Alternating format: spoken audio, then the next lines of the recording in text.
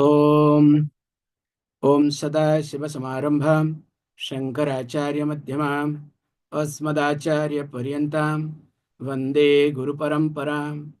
गुरुर्ब्रह्मा गुरुर्विष्णु गुरुर्देवो महेश्वरः गुरुसाक्षात् परं ब्रह्म तस्मै श्रीगुरवे नमः।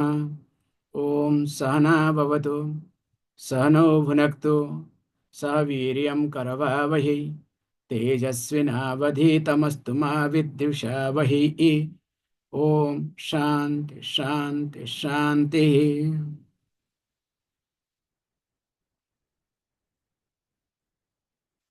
श्री गुरुं परमानंदं वंदे स्वानंद विग्रहम् यस्य सन्निध्यमात्रेण चिदानंदायते तनुः। So please switch off the phone.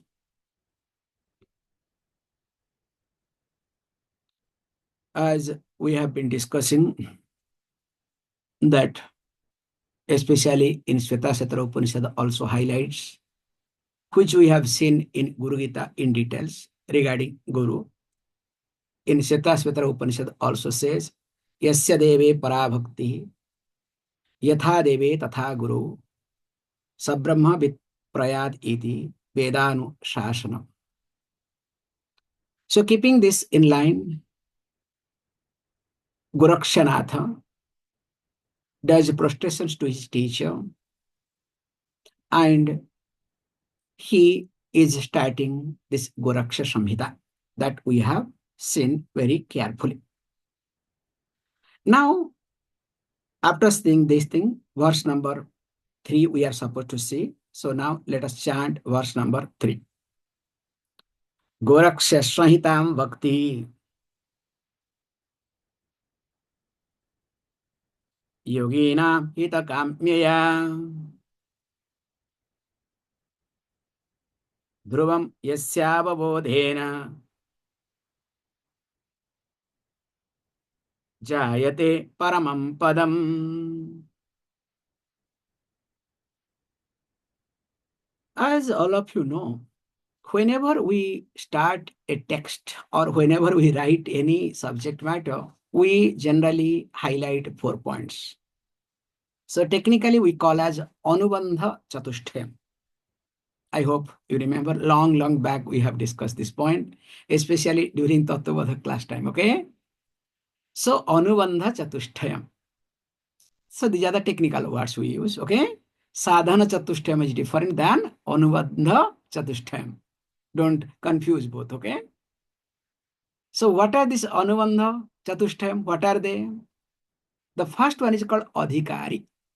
So whenever you write something, whenever you study something, you have to be very clear. Same thing also, whenever you launch a product, also you look at who are the consumer, okay? So without understanding who are the consumer, can you launch a product? Can you write something? Can you do anything? Who are your client? Who are your consumer? So here we say, who are your adhikari? So first you have to make sure that who are the people are qualified. Second thing we say, after adhikari comes that Vishayam. So what is the subject matter? Because without subject matter, you have adhikaris, but there is no subject matter, then it's not possible. Third point we highlight called prayojanam. So what is the purpose?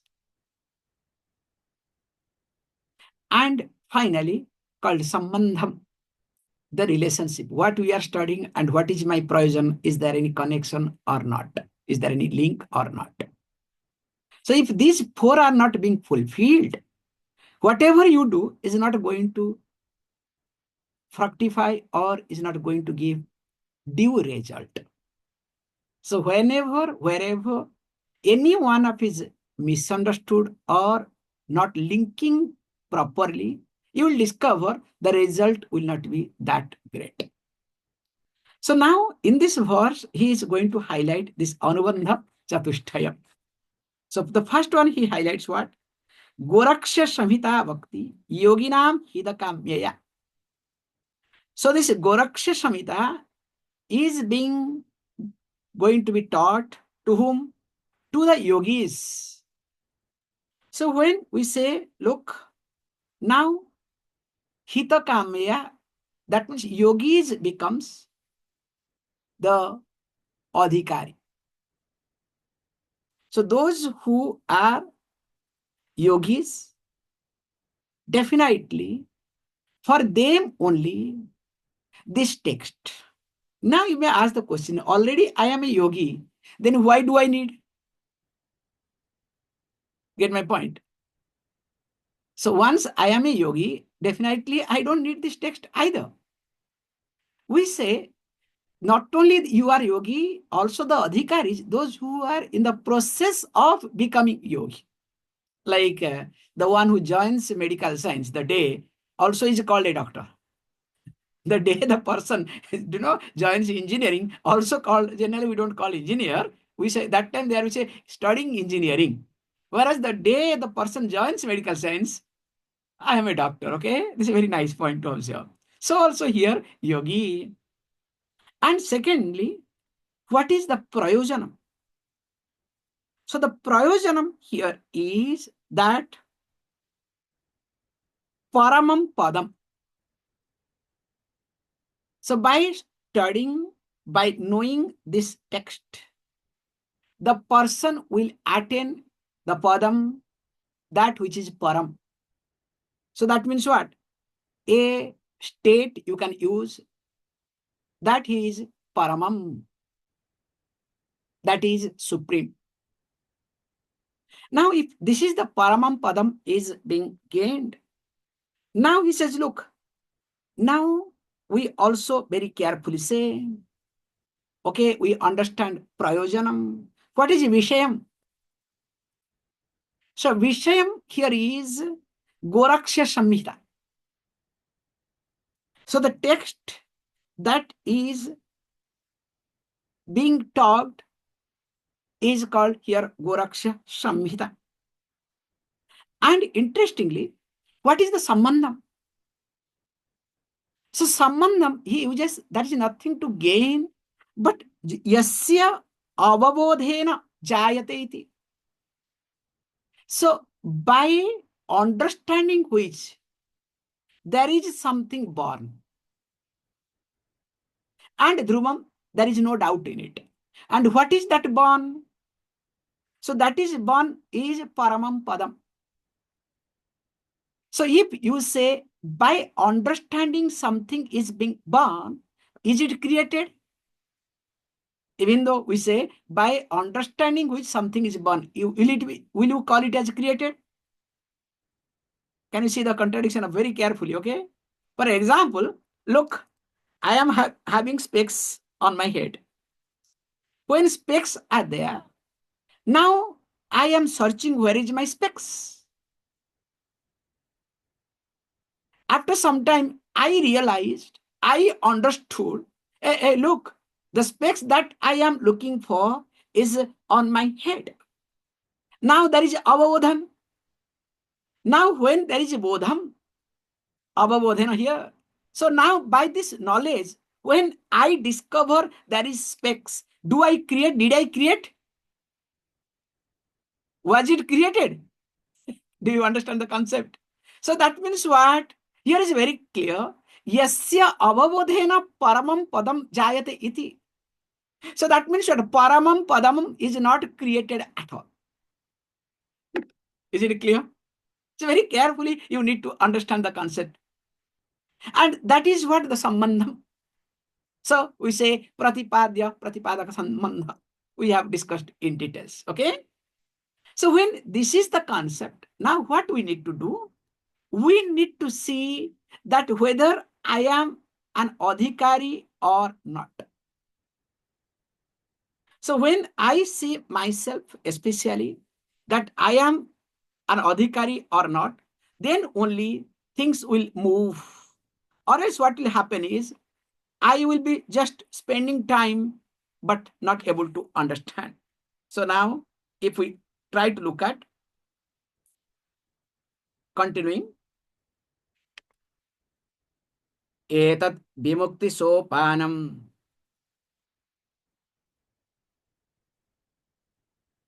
etat kalasya vanchanam, yad vaprutam manobhogat, asaktam paramatmani. Says, look, adhikaritvam being discussed here very carefully. In fact, before going to this text, there is one beautiful verse goes, which is very nice. In Maitreyi Samhita, there it comes, Avheda darshanam jnanam, dhyanam nirvishayam manah, snanam mano malatyagah, shaucham indriya nigraha. In fact, these are the four things put together is called adhikaritva. So being the status of me being adhikari is the combination of all these four. So what is that? So what is the jnanam? Jnanam is nothing but avheda darshanam. Atma paramatmanayoh avheda darshanam. So seeing no difference between Atma and Paramatma, the individual and totality, is called Jnanam. Other than that, not Jnanam at all. Okay? So what is it? Dhyanam? Dhyanam is nothing. Nirvishayaha manah iti. So nirvishayam manah. So the mind has to be free from the sense object. So don't say that, oh, free from everything, so empty, not that. Making free from the sense objects. Generally, what happens? The moment we close our eyes, so we start dwelling upon all different type of objects. Automatically, they rush, not come in, okay? They push in such a way. That's why while meditation time, all shaking, every pain happens. You understand? So here he says, nirvishayam mana iti is called dhyanam. And what is called snanam? So snanam, purpose of snanam is nothing. Manaha malatyagah iti. So the purpose of snanam is to remove the impurities from mind. Not only mere body. That's why we look at snanam. Snanam means bathing, okay? So snanam, generally, we call as a ritual. That's why there is a lot of procedure for snanam. It's not that simply you can do snanam the way you want, not allowed. That's why shower and bathing, taking a dip, there is a big difference. In every religion, almost including very nicely, I have observed, in fact, when they especially convert in Christianity, so that is called real snanam, okay? So the way there is some procedure. So you have to get into the water, okay? How they do it. It's a very nice thing to observe. Even a small baby, how they make a force him or her to take a dip. So that is called snanam. Why? Because where not only Sharira Malam is being removed, this physical body impurities are removed. But moreover, remember, mind malam is being removed. That's why snanam is more with attitude. That's why to bring attitude aspect, we highlight that snanam is nothing but a ritual. So once you say snanam is a ritual, automatically that pouring water plus, you understand? So that plus takes care of everything. And finally says that tyagaha is nothing but shaucham. Sorry, I made a mistake. Saucham is nothing. I made a mistake. Is indriya nigraha. So the purity comes when I am able to withdraw my sense organs from respective sense objects. Because when my mind is attached to any sense objects, whether it is a person, situation, or object, makes no difference. Definitely related to that person, related to that object, or related to that situation, I will have some malam. I will have some impurity. And that impurity can happen in two levels. So the first level is directly it can come from the source. Also, it can happen because the way I relate with that person, object, or situation. It's an amazing point to observe. I'll give you an example of this, how this malam happens. Let us say the best example is going to temple. So when we go to the temple, so temple relating with the God is supposed to be the best. There should not be any malam.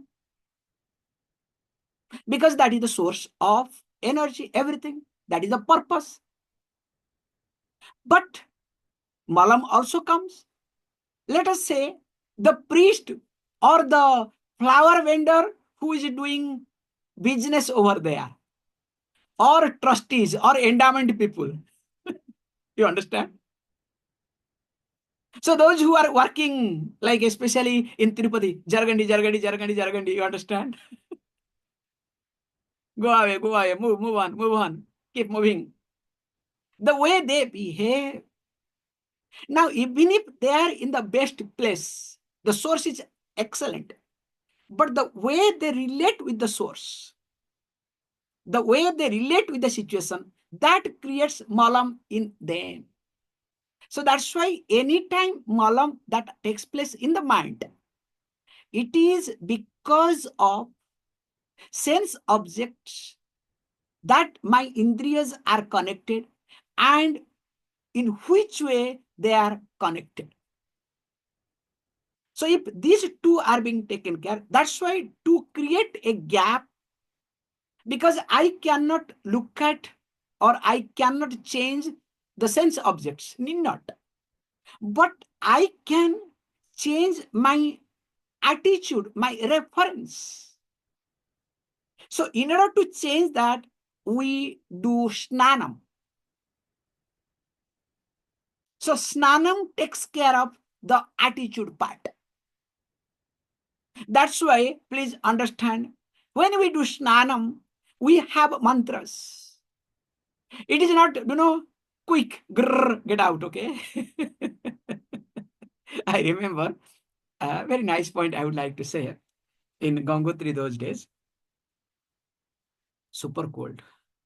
So what to do? So take a bucket, duck, some water, pour. Honestly speaking, today I can share with you, it does not fall on the whole body. So few parts of the head, some portion of the body, left side, right side, God knows which part it falls, that's all. So with that towel, just cover, we get out. But even though we do very quick, You know, before going there, there has to be some sankalpa. You cover yourself, you do whatever, that minimum procedure you need to do, and which was very much visible during Kumbh Mela. So Kumbh Mela, whoever went to do snanam, it was not purifying the body. That's why when this sort of snanam we do, first we take bath in the room, then only we go for second. Not that, okay, Ganga is the best place to take bath. It's not. That's why if you observe, especially in Rishikesh also, nobody washes the cloth. And if anybody is washing cloth, and if other sadhus or anybody sees, they shout at.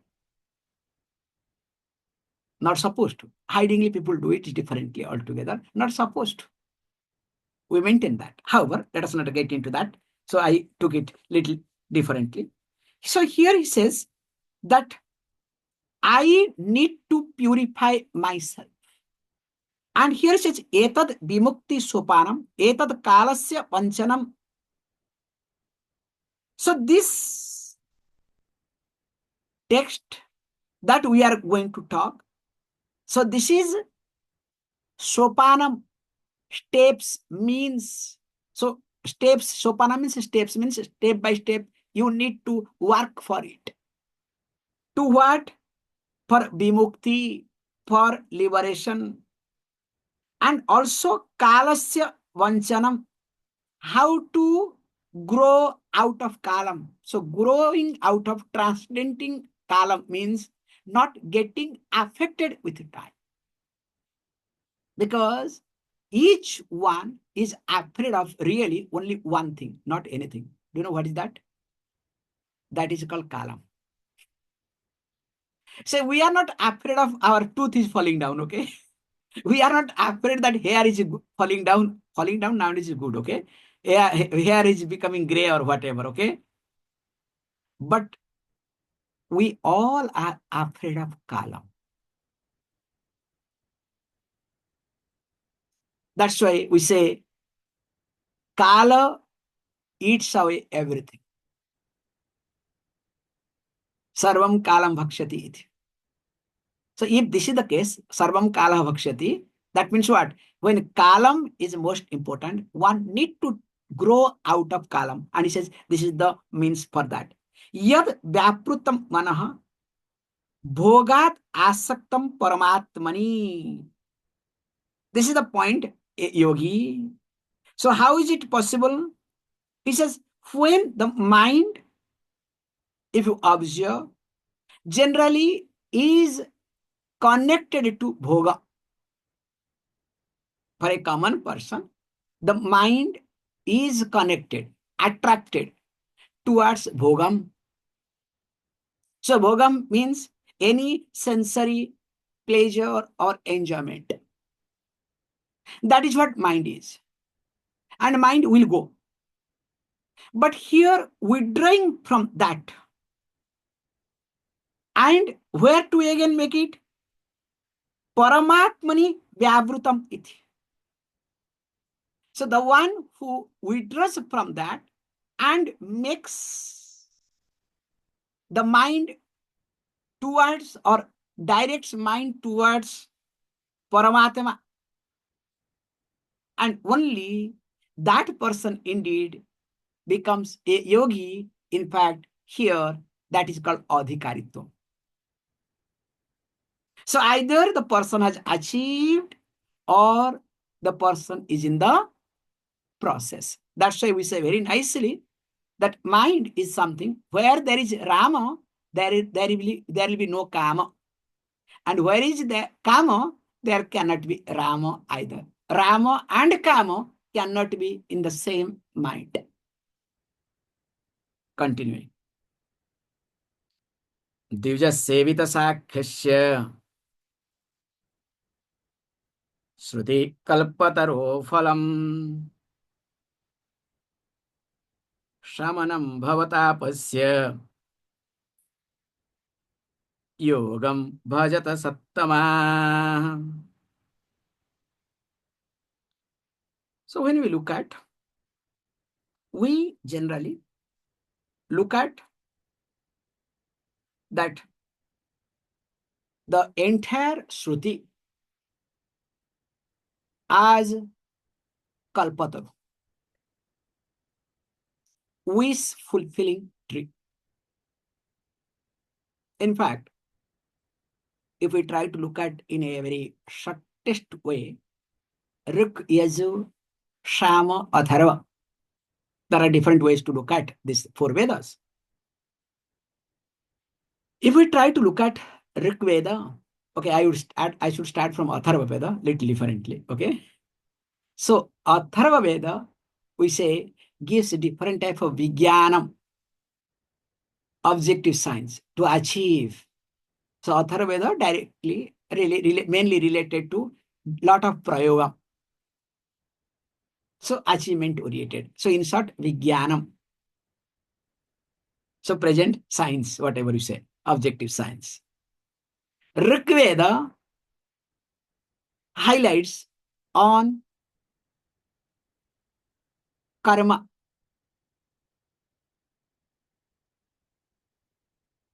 Shama Veda highlights on upasana. Actually, Ruk and Yaju both are karma. Shama Veda highlights upasana. And of course, remember, in all the Vedas, also there is moksha.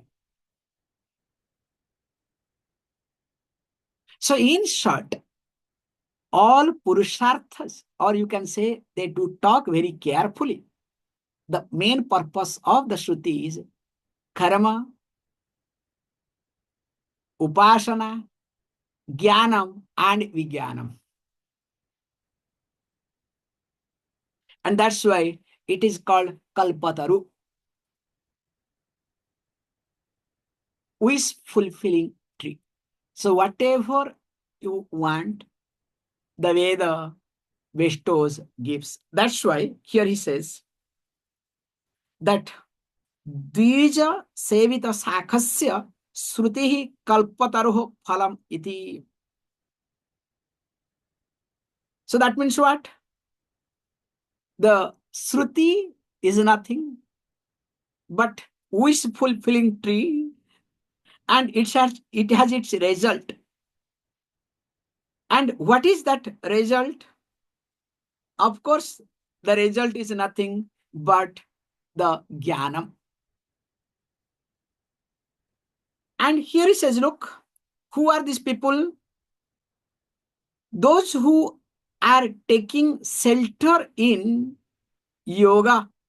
And again, they are nothing but Dvija Sevita Sakhasya. Again, they are called Dvija, twice born people. In fact, that's why Guru Gita, we took it before. So being born twice,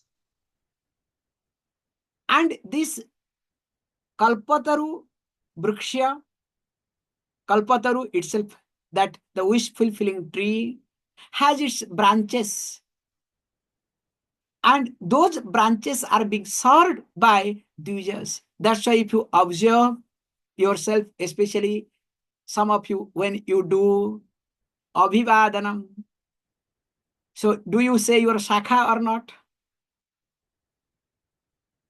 So you really remember that, look, I belong to this Shakha. So you serve this particular Shakha, this particular branch of Veda, the Shruti. And of course, it takes care of, what does it do? Shamanam bhavatapah. Bhavatapasya shamanam iti. So it pacifies the impact of affliction of worldly existence. So the job of, that's why each one is supposed to do one's own Shakha study. That's why in Taittiriya Upanishad being highlighted what? Swadhyaya ma pramatitavya. So one is supposed to study one's own Shakha Veda. A Swadhyaya means you don't think that, or studying one's own self. This is a new version of Swadhyaya, okay?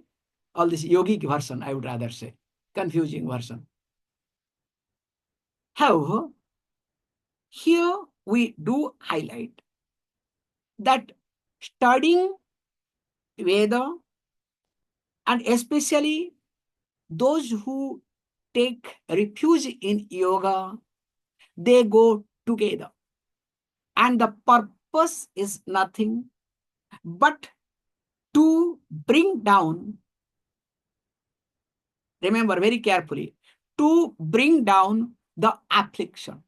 Because if the person is afflicted, will the person be able to understand anything? Definitely, that person cannot understand anything either.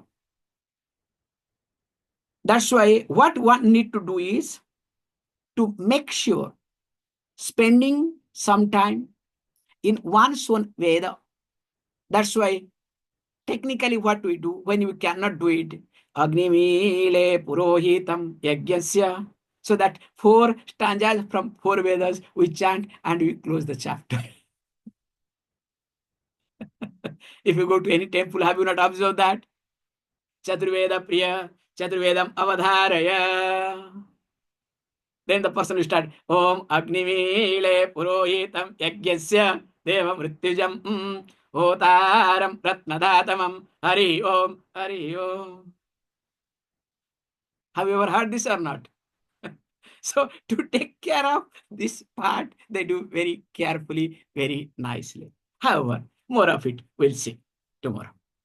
Om Om Purnamadah Purnamidam Purnahat Purnamudachyate Purnasya Purnamadhaya Purnameva Vashishyate. Om Shanti Shanti Shanti. Thank you, all of you.